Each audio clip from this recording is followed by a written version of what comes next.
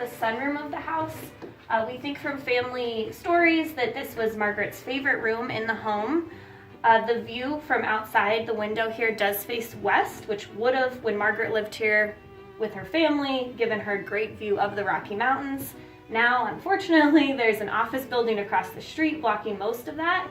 The stained glass windows are partly original, recreated from pieces of the original glass we found in the basement of the home when we were restoring it.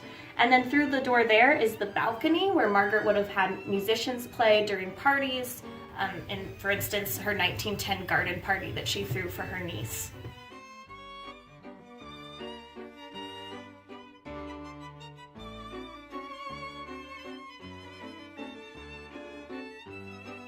So the sunroom, more than any other room, has the most original objects belonging to the Browns. There are 4 of them in this room.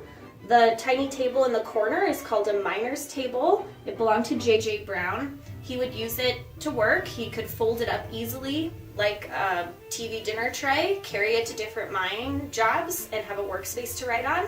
The legs of the miner's table are meant to look like seahorses.